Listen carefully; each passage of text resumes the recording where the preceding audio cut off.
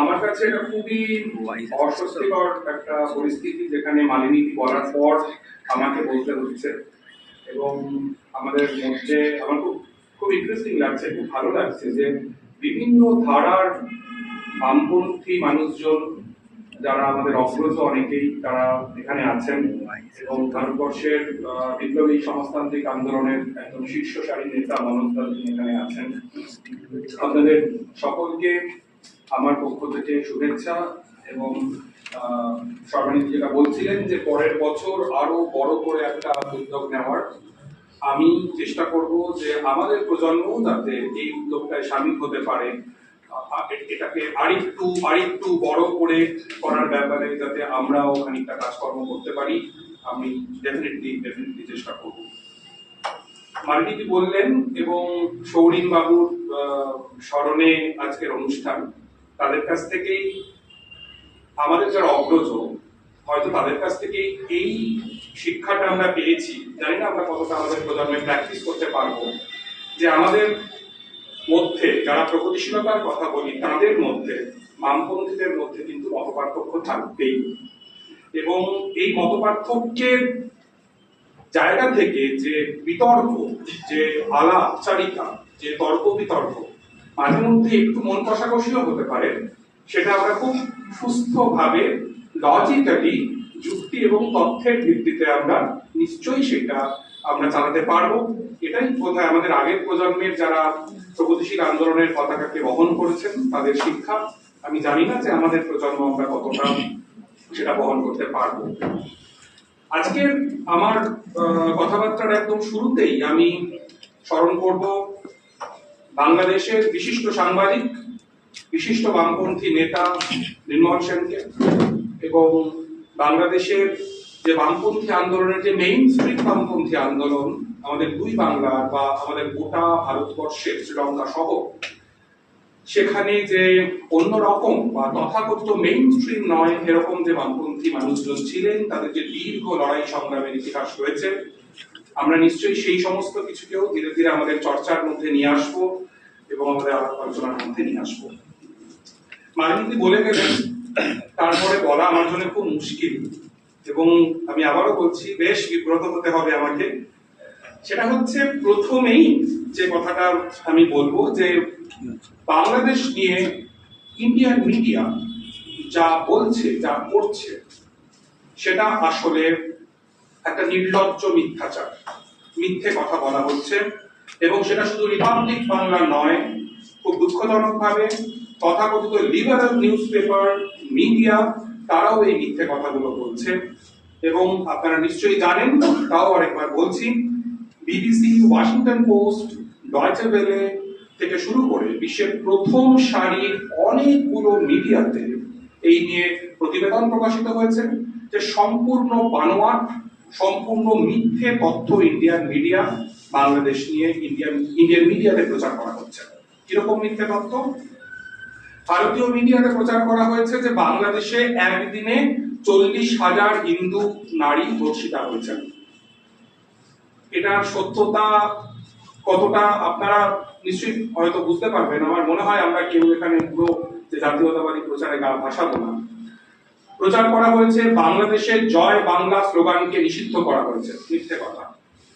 বাংলাদেশে যেটা বলা হয়েছে, অন্তর্বর্তীকালীন সরকারের, আমার যারা বাংলাদেশের বন্ধু, আমার সাথী, তারা সেই অন্তর্বর্তীকালীন সরকারের বিরোধী, তারা সেই সরকারের বিরুদ্ধে আন্দোলন করছেন। কিন্তু জয় বাংলা প্রশ্নে যেটা বলা হয়েছে যে 1971 সালে বাংলাদেশ স্বাধীন হওয়ার পর 2022 পর্যন্ত জয় বাংলা স্লোগান বাংলাদেশের জাতীয় স্লোগান ছিলই না।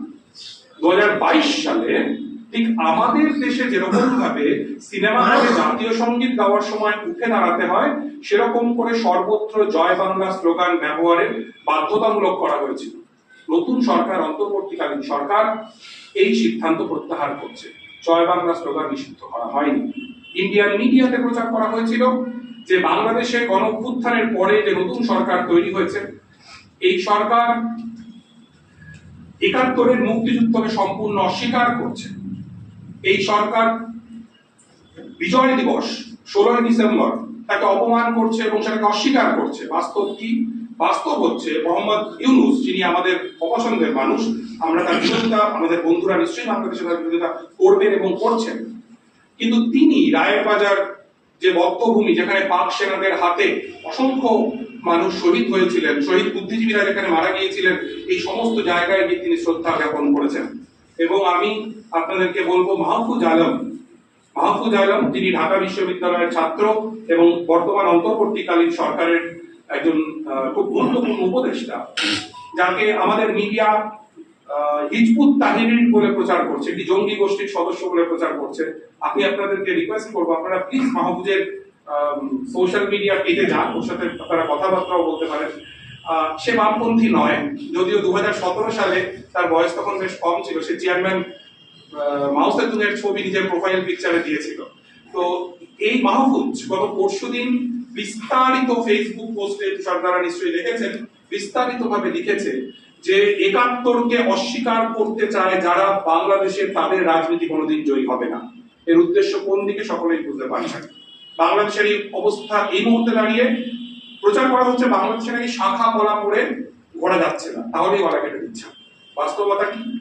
বাস্তবতা হচ্ছে এটাই যে বাংলাদেশের হিন্দুদের উপর নির্যাতন অবশ্যই রয়েছে, আমি এক্ষুনি সেই প্রসঙ্গে আসবো, কিন্তু বাস্তবতা হচ্ছে এটাই, এই তথাকথিত মৌলবাদী সরকার, তথাকথিত তালিবানি সরকারের এমন উপদেষ্টা রয়েছেন যারা এলজিবিটি রাইটস নিয়ে দিনের পর দিন কাজ করে আছেন এবং কথা বলছেন। আমরা যারা বামপন্থী রাজনীতির মানুষ, তাদের সঙ্গে আমাদের মতপার্থক্য রয়েছে, মতপার্থক্য থাকবে এবং আগামীতে আরো তীব্র হবে। কিন্তু এই গোটা বাংলাদেশটা আফগানিস্তান হয়ে গিয়েছে, গোটা বাংলাদেশে একটা তালিবানি শাসন চলছে, এগুলো সত্যি নয়। আমি খুব বিনীতভাবে আপনাদেরকে বলবো, ভারত এবং বাংলাদেশের মধ্যেকার পরিস্থিতি বর্তমানে যা, কেন সেই পরিস্থিতি আমি চেষ্টা করবো খুব সংক্ষেপে বলতে। তাতে আমরা যদি শুধু বাংলাদেশের মিডিয়া পড়ি, তাহলে আমরা যেমন সত্যটা বুঝতে পারবো না, একই কথা উল্টো দিকের ক্ষেত্রেও সত্যি, আমরা যদি শুধু ইন্ডিয়ান মিডিয়া পড়ি, এই মিডিয়া লাগাতার মিথ্যাচার করে চলেছে, আমরা তাহলে ওদের সত্যিটা বুঝতে পারবো না। এই যে বাংলাদেশের নতুন সরকারে খুব ইন্টারেস্টিং কিছু মানুষ রয়েছে, চরম মৌলবাদী প্রতিক্রিয়াশীল মানুষও যেমন সেখানে রয়েছেন, তেমনি সেখানে আমি শারমিন মুর্শিদের কথা বললাম, তিনি আছেন, তেমনি বিধানচন্দ্র রায় বলে একজন ভদ্রলোক আছেন, যিনি প্রাথমিক শিক্ষা উপদেষ্টা, তিনি কমিউনিস্ট পার্টির ঘনিষ্ঠ। এবং আপনারা নিশ্চয়ই জানেন, বাংলাদেশের কমিউনিস্ট পার্টি, বাংলাদেশের সমাজতান্ত্রিক দল মার্কসিস্ট এবং সার্বিকভাবে বাম গণতান্ত্রিক জোট, তারা এই আন্দোলনে অংশগ্রহণ করেছিল এবং এখনো তারা রাস্তায় রয়েছে অন্তর্বর্তীকালীন সরকারের বিরুদ্ধে। তাদের অভিযোগ হচ্ছে এই অন্তর্বর্তীকালীন সরকার গণ অভ্যুত্থানের স্পিরিটের সঙ্গে বিশ্বাসঘাতকতা করছে। এই অন্তর্বর্তীকালীন সরকার তারা ক্ষমতায় আসবার পর তারা শ্রমিকের বুকে গুলি চালিয়েছে, যে শ্রমিক মজুরি চেয়েছে। এই অন্তর্বর্তীকালীন সরকারের বিরুদ্ধে আমাদের ওখানকার বন্ধুদের, বামপন্থীদের সবচাইতে বড় অভিযোগ হচ্ছে এই সরকার কার্যত প্রশাসনের আওয়ামীকরণ হঠাৎ কোনো গুরুত্বপূর্ণ ব্যবস্থা নেয়নি। আমি যেহেতু আমি সাংবাদিক একজন, আমি তথ্যের ভিত্তিতে কথা বলবো, আপনারা প্লিজ খেয়াল করবেন, যে ভদ্র মহিলা দক্ষিণ কোরিয়ায় বাংলাদেশের দূতাবাসের সর্বময় দায়িত্বে ছিলেন এবং গোটা দক্ষিণ কোরিয়ার দূতাবাসটা তিনি আওয়ামী লীগের পার্টি অফিসে পরিণত করেছিলেন, এই অন্তর্বর্তীকালীন সরকার পরশুদিন তাকে ইংল্যান্ডের লন্ডনের যে বাংলাদেশ দূতাবাসের দায়িত্ব দিয়েছে। আপনারা, আমি অনুরোধ করবো যে বাংলাদেশের এখন একটা খুব জটিল পরিস্থিতি, একটা নৈরাজ্যের পরিস্থিতি। বাংলাদেশের সংখ্যালঘুরা আক্রান্ত হচ্ছেন এবং তার একটা উল্টো ছবিও আছে, মন্দির বাঁচাতে মানববন্ধন হচ্ছে। আমরা জানি না, আমি লজ্জা পাই, কারণ এখানে মালিনীতি মনোজদার আমাদের আগের প্রজন্ম, আমরা পারিনি। যখন এলাহাবাদে একটা সরকারি বুলডোজার দিয়ে একটা মসজিদ ভেঙে দেওয়া হয়, আমরা তার সামনে মানববন্ধন করিনি। যদি টোকেনিজমও হয়, বাংলাদেশের মন্দিরের সামনে কিছু মানুষ দাঁড়িয়েছেন যে মন্দির ভাঙতে দেবো না বলে, যেটা আমি অন্তত কোনো মসজিদের সামনে দাঁড়াইনি, এটা আমার লজ্জা, আমারই লজ্জা, আপনাদের নয়, আমারই লজ্জা। ঠিক একই রকম ভাবে বাংলাদেশের সবচাইতে ভয়ঙ্কর আক্রমণ হচ্ছে মাজারের উপর। মন্দির বাঁচাতে মানববন্ধন হচ্ছে, মাজার বাঁচাতে মানববন্ধন হচ্ছে না, তৌহিদি জনতা নামে একটা মব তৈরি করে আসলে মাজারগুলোকে ভাঙা হচ্ছে। কাজেই বাংলাদেশ একটা খুব কমপ্লেক্স সিচুয়েশনের মধ্যে রয়েছে। যারা এই অভ্যুত্থানকে সমর্থন করেছিলেন এই ভেবে যে অভ্যুত্থানের পরেই বাংলাদেশ একটা নন্দনকানন হয়ে যাবে এবং সেখানে একদম গাছে গাছে সুন্দর ফুল ফুটবে, ফল ফুটবে, আমি জানি না, নিশ্চয়ই তারা আপনারা এরকম ভাবেননি কেউ। আমরা তো বড় হয়েছি ইস্পাত করতে করতে, না, নিকোলাই অস্ট্রোভস্কি ইস্পাত করতে করতে। তো আমি আমার মার সঙ্গেই গল্প করছিলাম, আমার মাও খুব বিচলিত যে বাংলাদেশে মারাত্মক নৈরাজ্য চলছে, কি হয়ে গেল এই অভ্যুত্থান, তোরা সমর্থন করলি অনেকে, এবার থেকে অভ্যুত্থানের মতো সব শেষ হয়ে গেল। আমি মাকে বললাম, তুমি তো আমায় ছোটবেলায় বড় করেছিলে ইস্পাত করতে করতে, পড়াতে তুমি, তাই না? 17 সালে বিপ্লবের পরে পাভেল কোরচাগিন যখন গৃহযুদ্ধে লড়ছেন, সেটা কত সাল? 3 বছর 4 বছর পর রাশিয়ায় গৃহযুদ্ধ হয়েছে। নৈরাজ্য ছিল, নৈরাজ্য থাকে। মালিনীদি আছেন, আমার অন্যান্যরাও আছেন, আমার ইতিহাস বারবার করে রেফারেন্স দেওয়ার দরকার নেই। 1789 সালে যখন ফরাসি বিপ্লব হয়েছিল, তারপরে কতদিন ধরে নৈরাজ্য চলছে, একটার পর একটা নৈরাজ্য চলে। যখন একটা বড় গণ অভ্যুত্থান ঘটে, যখন একটা বড় বিপ্লব ঘটে, ক্ষমতার পালাবদল ঘটে, তখন নানা রকমের শক্তি, আলো এবং অন্ধকারের শক্তিরা বেরিয়ে আসে।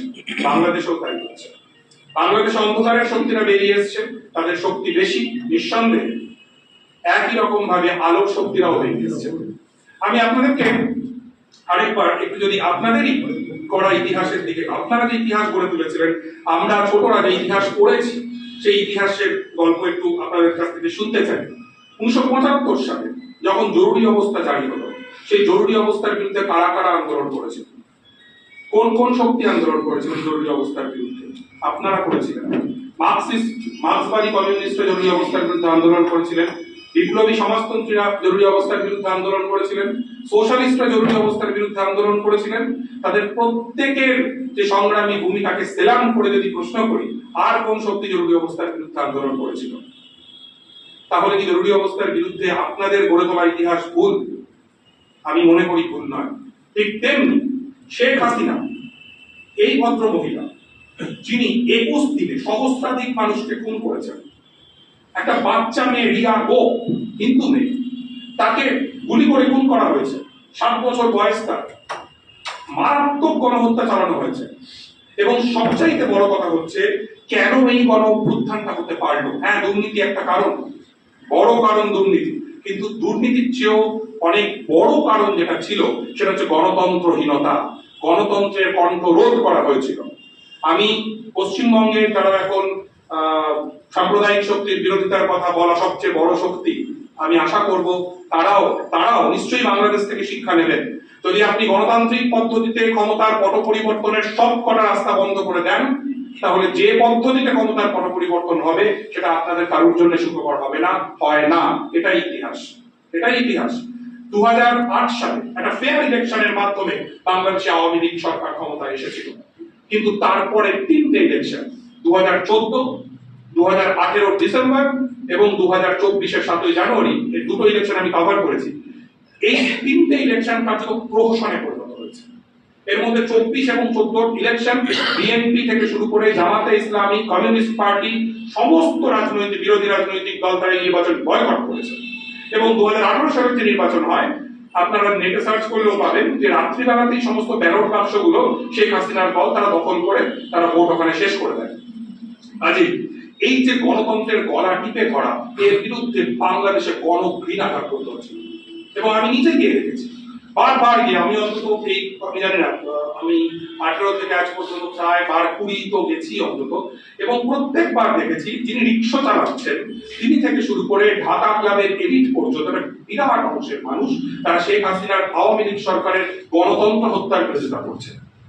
এবং আমি একটা অস্বস্তিকর প্রসঙ্গে আসতে চাই, বাংলাদেশের মানুষের একটা বিরাট অংশের অভিযোগ, এই অভিযোগের সত্যতা নিয়ে আমি কোনো মন্তব্য করব না, একটা বিরাট অংশের মানুষের অভিযোগ, এই যে বাংলাদেশের গণসম্পত্তিহীন অবৈধ শেখ হাসিনার সরকার, এটা আসলে পুতুল সরকার। আমি এটা নিয়ে কোনো মন্তব্য করছি না, তাদের অভিযোগ যে এটা একটি প্রতিবেশী বৃহৎ দেশ এবং সেই দেশের যে ক্ষমতাসীন রাজনৈতিক দল তাদের পুতুল সরকার। এটা ঠিক না ভুল আমি জানি না, এটা তাদের অভিযোগ। কিন্তু আমি যেটা জানি সেটা হচ্ছে, এই 2024-এর 7ই জানুয়ারি ইলেকশনের আগে আমাদের এখানে যেমন তৃণমূল কংগ্রেসের একজন অফিসিয়াল ক্যান্ডিডেটের বিরুদ্ধে আনঅফিসিয়াল ক্যান্ডিডেট দাঁড়িয়ে যান, তেমনি আওয়ামী লীগের অফিসিয়াল ক্যান্ডিডেটের বিরুদ্ধে দাঁড়ানো একজন আনঅফিসিয়াল ক্যান্ডিডেট, নির্দল প্রার্থী, তিনি প্রকাশ্যে মিডিয়াকে বলেছেন এই নির্বাচনে আমি জিতবো কারণ আমি ইন্ডিয়ার ক্যান্ডিডেট, আমি ইন্ডিয়ার ক্যান্ডিডেট। আজকে প্লিজ আমি আপনাদেরকে অনুরোধ করবো ভাবতে, আজকে যদি এই কথাটা যদি চীন বলতো, মানে কোন একজন প্রার্থী চীনকে নিয়ে বলতেন যে আমি আলোকপুর থেকে জিতবো কারণ আমি চীনের প্রার্থী, শুনতে কেমন লাগে? আমরা এগুলো আমাদের বোধহয় এগুলো ভেবে রাখার দরকার আছে। আমাদের বন্ধুরা যারা মেইন স্ট্রিম মিডিয়ায় কাজ করেন কলকাতায়, 23 সালে আমি বাংলাদেশ যাওয়ার কয়েক মাস আগে তাদের জনাকুড়ির একটা দল তারা বাংলাদেশ সফরে গিয়েছিলেন, যেতেই পারে। এই জনাকুড়ি ভারতীয় সাংবাদিক বাংলাদেশে গিয়ে একটি মাত্র রাজনৈতিক দলের অফিসে বসে খাওয়া দাওয়া করেছিলেন, কফি খেয়েছিলেন, সেই দলটার নাম আওয়ামী লীগ। তারা না গিয়েছেন বিএনপির অফিসে, না গিয়েছেন জামাতে ইসলামের অফিসে, না গিয়েছেন কমিউনিস্ট পার্টির অফিসে, না গিয়েছেন অন্য কোনো রাজনৈতিক দলের অফিসে। একবার প্লিজ ভাবুন তো আমাদের কেমন লাগবে যদি আমেরিকা থেকে একজন 25 জন সাংবাদিক এসে শুধুমাত্র বিজেপির দপ্তরে যায়, কংগ্রেসের দপ্তরে, কমিউনিস্টদের দপ্তরে, সমাজবাদী পার্টির দপ্তরে না যায়? তাহলে কি আমরা ভাববো না যে সরকারটা আছে এটা আসলে একটা ক্রীড়নক সরকার, এটা পুতুল সরকার? আমার মনে হয় যে এই বিষয়গুলো খানিকটা ভাবা দরকার। আমি খুব ছোট করে কয়েকটা প্রসঙ্গ ছুঁয়ে যাচ্ছি। আপনারা অনেকেই নিশ্চয়ই সেন্ট মার্টিন দ্বীপ নিয়ে চিন্তিত যে সেন্ট মার্টিন দ্বীপ আমেরিকার কাছে চলে যাবে। যদি সেন্ট মার্টিন দ্বীপ প্রকৃতই আমেরিকার কাছে তুলে দেওয়ার ব্যবস্থা করে এই ইউনুসের সরকার, তাহলে তুমুল গণপ্রতিরোধ ফেস করবে। আমরা কি মংলা বন্দর নিয়ে চিন্তিত? আমরা কি জানি মংলা বন্দর কোন স্টেট নিয়ন্ত্রণ করে, কোন রাষ্ট্র নিয়ন্ত্রণ করে? সব ইন্টারনেটে লক্ষ্য, আমরা চাইলে জানতে পারবো। রবীন্দ্রসঙ্গীতের উপর আক্রমণ হচ্ছে, একবার হচ্ছে। একজন চিহ্নিত রাজাকার, তার ছেলে দীর্ঘদিন শেখ হাসিনার কারাগারে বন্দী ছিল। এটা খুব ইন্টারেস্টিং। এই শেখ হাসিনা তিনি একই সঙ্গে রাজাকারদের পুনর্বাসন ঘটিয়েছেন আওয়ামী লীগে, আবার তিনি রাজাকার বিরোধিতাও করছেন। মানে তিনি চোরকে চুরি করতে হলে গৃহস্থকে সাবধান করছেন। এই ভদ্রলোক বাংলাদেশের জাতীয় সঙ্গীতের বিরোধিতা করছেন। তিনি বলেছিলেন রবীন্দ্রনাথ ঠাকুরের এই গান আর রাখা যাবে না, বলতে দিতে হবে। তার বিরুদ্ধে বিএনপি, কমিউনিস্ট পার্টি থেকে শুরু করে যাবতীয় রাজনৈতিক দল তো প্রতিবাদ করেইছে। এমনকি বাংলাদেশের মুক্তিযুদ্ধ, বাংলাদেশের মানুষের এতটাই আবেগের বিষয় যে জামাতে ইসলামীর যে আমির যিনি ডক্টর শফিকুর রহমান, তিনি পর্যন্ত বলেছেন এটা আমার ব্যক্তিগত মন্তব্য, আমরা এর কোনো দায় নেব না। আমি পরশুদিনের খবর দিচ্ছি, বাংলাদেশ ইসলামী ছাত্র শিবির, যারা জামাতে ইসলামী ছাত্র সংগঠন, তাদের একটা পত্রিকা বেরোয়, যেমন আমাদের ছাত্র সংগ্রাম বেরোয়, ছাত্র সংহতি বেরোয়, ছাত্র বেরোয়, পিএসইউ এর, ওদেরও একটা পত্রিকা বেরোয়। সেই পত্রিকায় একজন লিখেছেন যে 71 সালে বেশ কিছু মুসলিম তারা ভুল বুঝে তারা মুক্তিযুদ্ধের সমর্থন করে ফেলেছিল। তার যা রিয়াকশন হয়েছে, সেই রিয়াকশনে গতকাল ওই ইসলামী ছাত্র শিবির সমস্ত বিবৃতি দিয়ে দুঃখ প্রকাশ করে সমস্ত পত্রিকা তারা মানে মার্কেট থেকে তুলে নিতে বাধ্য হয়েছে। কাজেই এত সোজা না, খেলাটা এত সহজ নয়। কাজেই এই যে সার্বিক যে রাজনৈতিক পরিস্থিতি বাংলাদেশে, আমরা যদি এর প্রেক্ষিতে এই সময় বাংলাদেশকে আমরা বিচার করি, দেখি, তাহলে হয়তো আমরা খানিকটা সত্যের কাছাকাছি পৌঁছতে পারবো। সংখ্যালঘু মানুষের উপর আক্রমণের প্রসঙ্গে আসি। একটা মারাত্মক কনসার্নের জায়গা যে বাংলাদেশে সংখ্যালঘুদের উপর আক্রমণ হচ্ছে। হ্যাঁ, হচ্ছে। বাংলাদেশে সংখ্যালঘুরা আক্রান্ত হচ্ছেন, ঠিক ততটাই আক্রান্ত হচ্ছেন যতটা আক্রান্ত হতেন শেখ হাসিনার আমলে, যতটা আক্রান্ত হতেন তার আগে খালেদা জিয়ার আমলে, বা তারও আগে এরশাদের আমলে। বাংলাদেশের সংখ্যালঘুদের উপর আক্রমণ 5ই আগস্ট থেকে শুরু হয়েছে, এটা সত্যি নয়। আমি তথ্য দিয়ে আপনাদেরকে বলতে পারি আমার কাছে, যাতে এই সময় আমি আপনাদেরকে বোর করবো, সেটা করবো না। আপনারা প্লিজ সার্চ করবেন নাসিরনগরে যে দাঙ্গা হয়েছিল, সেই দাঙ্গা কার আমলে হয়েছিল, কোন রাজনৈতিক দলের নেতা কর্মীরা নাসিরনগর দাঙ্গায় যুক্ত ছিল। রামুতে বৌদ্ধদের উপর যে হামলা হয়েছিল আওয়ামী লীগের আমলে, তার পেছনে কারা যুক্ত ছিল। এই প্রশ্নগুলোর উত্তর আমরা যদি খুঁজি, আমরা এর উত্তর পাবো। এবং ঢাকা বিশ্ববিদ্যালয়ের বামপন্থী অধ্যাপক, এখন উনি বাংলাদেশের ইউজিসির মেম্বার, তাজিমউদ্দিন খান, তিনি তার গবেষণায় স্পষ্ট করে দেখিয়েছেন আওয়ামী লীগ মুখে ধর্মনিরপেক্ষতার কথা বলে আসলে বাংলাদেশের ধর্মনিরপেক্ষতার মুখে ছুরি চালিয়েছে। আমরা পশ্চিমবঙ্গের সঙ্গে হয়তো তার খানিকটা মিল পেতে পারি, যে মুখে ধর্মনিরপেক্ষতার কথা বলে আসলে ধর্মনিরপেক্ষতার উপর আক্রমণ চালিয়েছে আওয়ামী লীগ দিনের পর দিন, বছরের পর বছর। এই আওয়ামী লীগ সরকারের প্রধানমন্ত্রী বলেছেন যে মদিনা সনদ মেনে দেশ চলায় সমস্যা নেই। এই শেখ হাসিনাকে আল্লামা শফি, যিনি হেফাজতে ইসলামের সর্বোচ্চ নেতা, তিনি তেঁতুল হুজুর নামে পরিচিত, কারণ তিনি বলেছিলেন যে মেয়েদের দেখলে মেয়েরা তেঁতুলের মতো, মেয়েদের দেখলে ছেলেদের মুখ থেকে জল গড়ায়, তেঁতুল হুজুর বলা হতো তাকে। সেই তেঁতুল হুজুর শেখ হাসিনাকে কওমি জননী আখ্যা দিয়েছিলেন।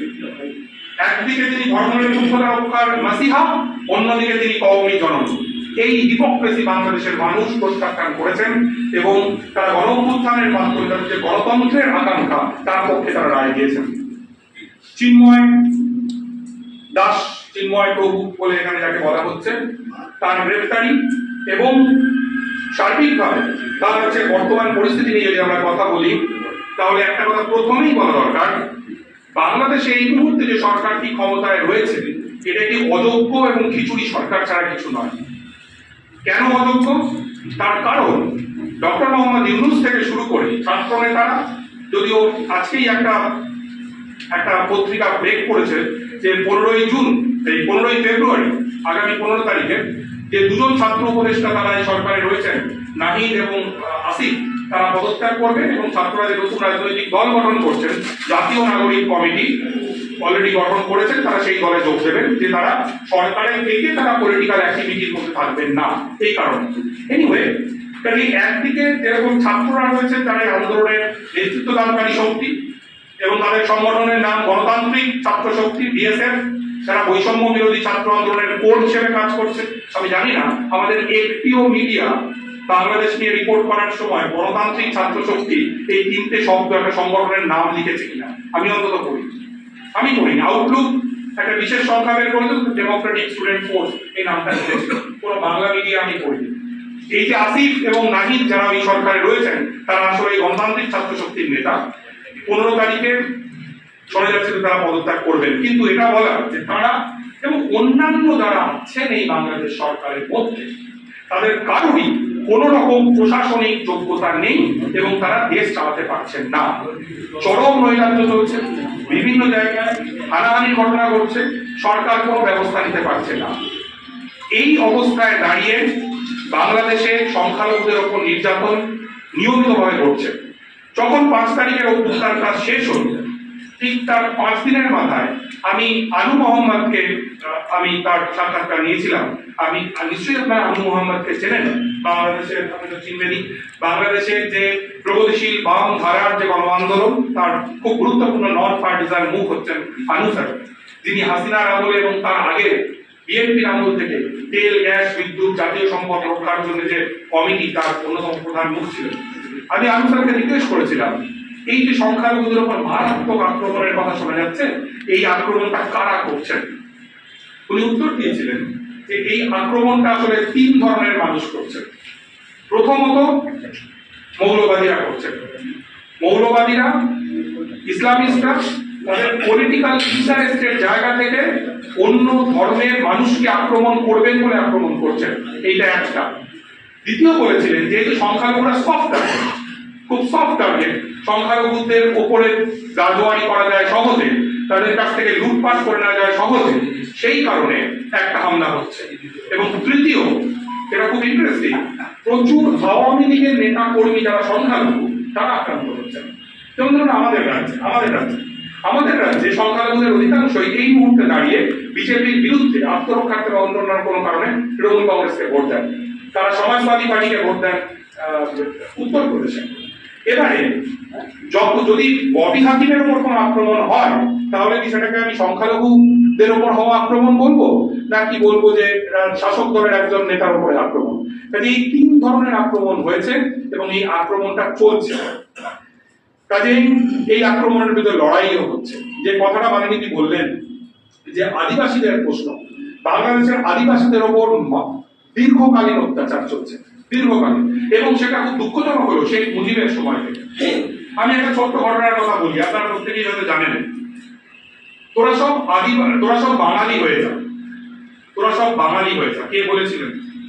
শেখ মুজিব বলেছিলেন। যখন 1971-এর মুক্তিযুদ্ধ শেষ হলো, 72-এর সংবিধান গৃহীত হচ্ছে, যখন বাঙালির দেশ হিসেবে বাংলাদেশকে বলা হচ্ছে, তখন আদিবাসীরা প্রতিবাদ করলেন। তারা বললেন, আমরা শুধু নই, আমাদের বাপ ঠাকুরদারাও কোনোদিন বাঙালি ছিলেন না, আমরা তো আদিবাসী না।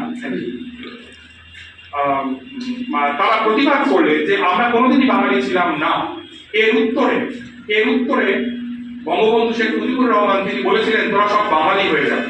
বলেছিলেন M.N. লারবাকে, মানবেন্দ্রনাথ লারবাকে। আমাদের এই জিনিসগুলো আমাদের নিশ্চয়ই আমরা জানি, অনেকে আরো বেশি করে চর্চা করা দরকার। শেখ মুজিবের পর জিয়া, এবং তারপর এরশাদ, তারপর খালেদা জিয়া, শেখ হাসিনা, আবার খালেদা জিয়া, আবার শেখ হাসিনা। বাংলাদেশের আদিবাসীদের উপর নির্যাতন কখনো বন্ধ হয়নি, সামনে 21শে ফেব্রুয়ারি আসছে। আমি বাংলায় কথা বলি, আমি বাংলা নিয়ে আমি গর্ববোধ করি। 21শে ফেব্রুয়ারির মাহাত্ম্য এইখানে যে আমার ভাষার দিকে বন্দুক তাক করা হয়েছিল, এবং সেই বন্দুকটি রাখা হয়েছিল উর্দু নামে আরেকটি ফ্যান্টাস্টিক ভাষার কাঁধের উপরে। বাংলাদেশের পার্বত্য চট্টগ্রামের ইতিহাস যদি আমরা চর্চা করি, তাহলে দেখবো যে রফিক, সালাম, জব্বার, বরকতদের যে ভাষা, রবীন্দ্রনাথ নজরুলের যে ভাষা, জীবনানন্দ দাশের যে ভাষা, সেই ভাষার কানে বন্দুক রাখা হয়েছে ওই পাহাড়িদের উপর আক্রমণের জন্য। মার্ক্সবাদী চিন্তা, বদরুদ্দিন উমর একটা দুর্দান্ত তার কাজ রয়েছে এই নিয়ে, পার্বত্য চট্টগ্রামের যন্ত্রণা নিয়ে। আমরা নিশ্চয়ই এই চর্চা করব, এবং আমাদের এই চর্চা করাটা খুব গুরুত্বপূর্ণ। আমি দুটো পয়েন্ট দিয়ে শেষ করব। প্রথম, শেখ মুজিবের মূর্তি বাংলাদেশে ভাঙা হয়েছে, আমারও যন্ত্রণা লেগেছে, আমি কষ্ট পেয়েছি, খুব কষ্ট পেয়েছি। আমি যখন বড় হচ্ছি, আমি আবারও আমার ছোটবেলার গল্পে ফিরে যাই। আমার পরিবার আমাকে বড় করেছে একটি মুজিবুরের থেকে লক্ষ মুজিবুর এই গান শুনিয়ে শুনিয়ে বড় করেছে। শেখ মুজিব বাংলাদেশের যে মুক্তি সংগ্রামের অসামান্য একজন নেতা, তিনি একজন পাহাড়ের মতো বিরাট চরিত্র। কিন্তু আমরা নিশ্চয়ই নিরপেক্ষভাবে ইতিহাসকে পাঠ করব, আমরা নিশ্চয়ই নিরপেক্ষভাবে ইতিহাসকে দেখব, এবং সমস্ত মিথগুলোকে ডিবাঙ্ক করতে করতে নিশ্চয়ই আমরা দেখব। যদি আমরা এই চেষ্টা করি, তাহলে আমরা বাকশাল কি, এই প্রশ্নের উত্তর আমাদেরকে আসতেই হবে। আচ্ছা, ধরুন এমন একটা আমাদের যিনি এখন আমাদের ক্ষমতায় রয়েছেন, মিস্টার মোদী, তিনি এমন একটা রাজনৈতিক ব্যবস্থা গড়ে তুললেন যার নাম দেওয়া হলো ভারতীয় প্রগতিশীল জনতা পার্টি, এবং তিনি বললেন Congress, CPM, RSP, Trinamool, Samajwadi party সবাইকে ওই পার্টিতেই জয়েন করতে হবে, এক দলীয় শাসন কায়েম হবে। কেমন লাগবে শুনতে? তিনি বললেন সমস্ত পত্রপত্রিকা নিষিদ্ধ করে দেওয়া হলো, সমস্ত সাংবাদিক, একটি মাত্র পত্রিকা থাকবে, একটি মাত্র শ্রমিক সংগঠন থাকবে, একটি মাত্র ছাত্র ইউনিয়ন থাকবে, এই এসএফআই, পিএসইউ, ডিএসও কিচ্ছু থাকবে না। ওই একটা প্রগতিশীল এবিভিপি হবে, সবাইকে তার মধ্যে ঢুকতে হবে। কেমন লাগবে এটা শুনতে? কি বলবো? নিশ্চয়ই আমরা এই নিয়ে কোনো সংশয় নেই, দ্বিধা নেই, আমরা স্বৈরাচারী তো বলবোই নরেন্দ্র মোদীকে, এবং আরেকটু গলা চড়িয়ে হয়তো ফ্যাসিস্ট বলবো। এবং আমরা নিশ্চয়ই এটা চাইবো, নরেন্দ্র মোদী যদি এরকম একটা একদলীয় শাসন কায়েম করেন, ইমিডিয়েটলি তাকে ক্ষমতা থেকে নামাতে হবে। নিশ্চয়ই আমরা এটা চাইবো, এই নিয়ে কোনো সংশয় নেই। ঠিক এই জিনিসটা ৭৫ সালের শুরুতে বাংলাদেশে শুরু করেছিলেন শেখ মুজিবুর রহমান। তিনি তৈরি করেছিলেন বাকশাল, একদলীয় বাকশাল। এই ইতিহাস আমরা যেন চর্চা করি, কমরেড সিরাজ শিকদারের ইতিহাস। সেই সিরাজ শিকদার একজন বীর কমিউনিস্ট মুক্তিযোদ্ধা, যিনি পেয়ারা বাগানকে মুক্ত করেছিলেন পাক বাহিনীর হাত থেকে, সেখানে একটা বিকল্প সরকার গড়ে তুলেছিলেন। এই সিরাজ শিকদার যখন বাংলাদেশের স্বাধীনতার পর বাংলাদেশের গণতান্ত্রিক যে ব্যবস্থা, শেখ মুজিবুর রহমানের স্বৈরাচারের বিরুদ্ধে তিনি যখন আন্দোলন শুরু করেন, তার পার্টি বাংলাদেশের সর্বহারা পার্টি যখন আন্দোলন শুরু করে, সেই সিরাজ শিকদারকে হত্যা করা হয়। তারপরে কে বলেছিলেন সিরাজ শিকদার লাল ঘোড়া, ওই লাল ঘোড়া থামিয়ে দিয়েছি। আমাদের এই ইতিহাস ভাবা দরকার। এই ইতিহাস আমরা বামপন্থীরা নিশ্চয়ই ইতিহাস ভাববো। ৭২ থেকে ৭৫ এই দক্ষিণ এশিয়ার যে ভয়াবহ স্বৈরাচার কায়েম হয়েছিল বাংলাদেশে, সেই স্বৈরাচার ছিল আসলে শেখ মুজিবুর রহমানের অবদান। সেই কারণে 15ই আগস্ট 19৭৫ যখন এক বিভৎস হত্যাকাণ্ডের মাধ্যমে শেখ মুজিবকে খুন করা হলো, এবং আরো নোংরা, আরো কুৎসিত, তার সমস্ত পরিবারের বাচ্চা বাচ্চা মানুষজন সহ সবাইকে খুন করা হলো, তার বিরুদ্ধে গোটা বাংলাদেশে একটা প্রতিবাদ মিছিল হয়নি, একটা প্রতিবাদ মিছিল হয়নি। আপনারা তো আমার সিনিয়র প্রত্যেকে, আপনারা তো ইন্দিরা গান্ধীকে খুন হতে দেখেছেন, তার প্রতিক্রিয়া তো আপনারা দেখেছেন। আপনারা যারা পশ্চিমবাংলার মানুষ, তারা এখানে সেই হিংসাত্মক প্রতিরোধকে আপনারা প্রতিরোধ করেছেন। আপনারা তো রাজীব গান্ধীর হত্যা এবং তার যে ইম্প্যাক্ট আপনারা সেটা দেখেছেন, তাহলে যদি এই প্রশ্নটা আমাদের সামনে আসবে যে কেন 15ই আগস্ট 1975-এর যে নির্মম হত্যাকাণ্ডে শেখ মুজিবুর রহমান মারা গেলেন, তারপরে বাংলাদেশে 2.5 মাস একটাও প্রতিবাদ মিছিল বের হয়নি, কেন? ইন্দিরা গান্ধীর যে উচ্চতা, রাজনৈতিক উচ্চতা, শেখ মুজিবের রাজনৈতিক উচ্চতা তার থেকে কম ছিল, বাংলাদেশের মানুষের কাছে আরো বড় ছিল।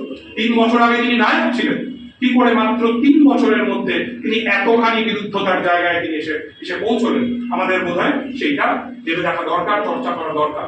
আমি প্রথমেই যেটা শুরু করলাম, আমাদের মতে ফারাক থাকবে, আমাদের আবেগ আহত হবে, আমাদের মন খারাপ হয়ে যাবে, আমাদের আইডলদের ভেঙে ভেঙে পড়তে পারে অনেক সময়, কিন্তু আসলে আমরা যদি সত্যের মধ্যে যাই তাহলে সেটা খুব ইন্টারেস্টিং হবে। আমি আর 3 মিনিট সময় নেব। আমার শেষ প্রশ্ন, ভারত বিদ্বেষ। হ্যাঁ, বাংলাদেশে ভারত বিদ্বেষ আছে, মারাত্মক ভারত বিদ্বেষ আছে। বিশেষ করে গত কয়েক বছর এই ভারত বিদ্বেষ বেড়েছে। কেন বেড়েছে আমি আপনাদেরকে বললাম। যেখানে একজন প্রার্থী নিজে বলছেন আমি ইন্ডিয়ার ক্যান্ডিডেট, আমি জিতবো, কোন স্বাধীন দেশের মানুষেরা মেনে নিতে পারেন না। আমি জানি না সত্যি ইন্ডিয়ার বাংলাদেশের রাজনীতিতে কতটা হস্তক্ষেপ আছে, আমি জানি না মংলা বন্দর কোন স্টেট কন্ট্রোল করে, আমার এই নিয়ে কোনো মন্তব্য নেই, কিন্তু ওই দেশের মানুষ বিশ্বাস করেন। এই জায়গা থেকে আমার প্রশ্ন, আপনারা কি মালদ্বীপের লাস্ট ইলেকশনটা ফলো করেছেন? নিশ্চয়ই আপনারা করেছেন, নিশ্চয়ই আপনারা করেছেন। মালদ্বীপের যে লাস্ট ইলেকশন, মালদ্বীপের লাস্ট ইলেকশন একটি রাজনৈতিক দল ভোটে জিতেছে, যার নির্বাচনী স্লোগান ছিল ইন্ডিয়া আউট। কেন হলো এরকম? কেন হলো? আমরা কেন বন্ধু হারাচ্ছি? আপনারা নিশ্চয়ই নেপালের রাজনৈতিক উত্থান পতন আপনারা খেয়াল করেছেন। 2023-এ আমি নেপালে যাই, তখন প্রধানমন্ত্রী ছিলেন প্রচন্ড, তার আমি সাক্ষাৎকার করি, ফিরে এলাম, তার দিন 20-25-এর মধ্যে আমি দেখলাম মিস্টার প্রচন্ড তিনি দিল্লিতে এসেছেন, তিনি আসতেই পারেন। আমি অবাক হয়ে দেখলাম এই প্রচন্ড তিনি মিটিং করছেন জেপি নাড্ডা, একটি রাজনৈতিক দলের লিডার, তার অফিসে। আমি জানি না একজন প্রধানমন্ত্রী মিটিং করতে কোন প্রোটোকলে সম্ভব। সেই প্রোটোকলে সম্ভব যেই প্রোটোকলে কলকাতার 22 জন 25 জন সাংবাদিকের টিম কেবল একটি মাত্র রাজনৈতিক দল আওয়ামী লীগের অফিসে গিয়ে মিটিং করে, না কমিউনিস্ট পার্টি, না বিএনপি, না কোনো দল। আজকে আমরা দেখেছি যে প্রচন্ডকে ক্ষমতা থেকে চলে যেতে হয়েছে, আরেকজন কমিউনিস্ট নেতা কেপি ওলি তিনি আবার সরকারে এসেছেন। শ্রীলঙ্কার কথা আপনারা জানেন, গতকালকে পরশু বিতর্ক চলছে যে শ্রীলঙ্কার যে নৌবাহিনী তারা ভারতীয়দের দিকে গুলি চালিয়েছে। শ্রীলঙ্কার একটি কমিউনিস্ট পার্টি জেভিপি তারা ক্ষমতায় রয়েছে, তাদের দীর্ঘকালীন রাজনীতির ইতিহাস রয়েছে আসলে ভারত বিরোধিতার রাজনীতি। কাজে আমরা যদি দেখি এই মুহূর্তে দাঁড়িয়ে আমাদের আশেপাশের একটি দেশেও ভারতের বন্ধু সরকার নেই, এমন তো হওয়ার কথা না, এমন তো হওয়ার কথা না, এমন তো ছিল না। আমরা এই অঞ্চলের ন্যাচারাল লিডার। কেন হলো? কেন গত 10 বছরের এই পরিণতি হলো, বা 12-13 বছরে? আমাদের বোধহয় খতিয়ে দেখার দরকার, না হলে আমরা বোধহয় সত্যটা বুঝতে পারবো না। আমি আপাতত এখানেই শেষ করছি। আমি যদি একজনের নাম বলবো, আমি চাইবো আপনারা অনেকেই তাকে চেনেন, যারা চেনেন না তারা নিশ্চয়ই ইন্টারনেটে তার সম্পর্কে আপনারা দেখবেন। তার নাম ওফের কাসিফ। ওফের কাসিফ হচ্ছেন ইসরায়েলের কমিউনিস্ট পার্টি মাকি তার নেতা। আমি লন্ডনের যে প্যালেস্টাইন সংহতি আন্দোলনের সঙ্গে যুক্ত, ওফের যখন লন্ডনে আসেন তিনি আমাদের আন্দোলনের সঙ্গে থাকেন। তিনি একজন সাংসদ, ইসরায়েলের একজন কমিউনিস্ট সাংসদ ওফের কাসিফ।